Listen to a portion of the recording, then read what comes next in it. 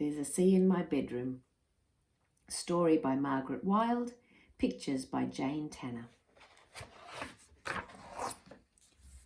David was frightened of the sea.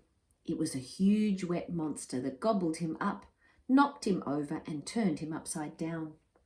He didn't like the sea, not at all, not one bit. But he liked collecting shells. He had fan-shaped ones, some that looked like trumpets and some that looked like curved animals' teeth. They were yellow and grey and pink and purple. Then one day he found a conch shell. It was shaped like a pear, brown on the outside and orange inside. "That's a very special shell," said his father. "If you put it against your ear, you can hear the sea inside." How could the big scary sea get inside a small shell, wondered David. But he pressed the shell against his ear and listened and listened. Then he heard the sea. It was soft and growly and friendly. David wasn't scared of this sea. Not at all, not one bit. He took the shell to his bedroom and put it on the chair next to his bed. He felt sorry for the sea. He couldn't enjoy being trapped inside the shell. Perhaps he could let it out, just for a short while. It was such a friendly sea, all soft and growly. He stroked the shell and whispered, "Come out, sea, come out. I won't hurt you." He waited and waited. Nothing happened. Then he heard a swish-swishing noise and the sea rushed out of the shell. It curled around his toes, foamed up his legs, and beat gently against the bed. David was getting wet, but he didn't mind. Not at all, not one bit. He flopped down in the water and kicked his legs and splashed. He rode in his toy box, floated on his back, and did somersaults 1, 2, 3. All around him his toys bobbed in the water.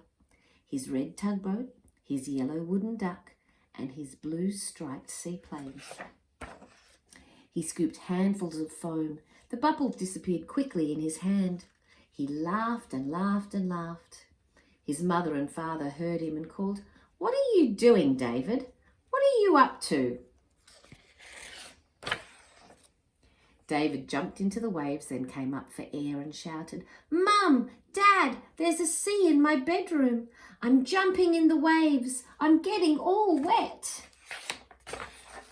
"A sea in his bedroom," said his father. "A sea in his bedroom," said his mother. "What is he doing?" They opened the bedroom door and peered in. There was David swimming on the floor with his toys all around him. But there was no sea at all. David sat up. He touched his trousers and shirt and his hair. He was dry. "There was a sea," he said. "There was. A soft, growly, friendly sea. It lives inside the shell. It's gone back now." His father smiled. "It's not a real sea," he said. "It's just a noise the shell makes when you put it against your ear."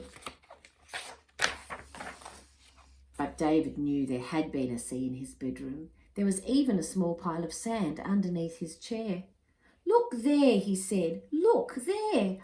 I'm going to keep it always. I'm going to put the sand into a jar." "Shall we go to the beach tomorrow?" asked his father. "You can go swimming in the sea." "Yes," said David. "That would be fun." He would take his kickboard, his snorkel, and his bucket and spade.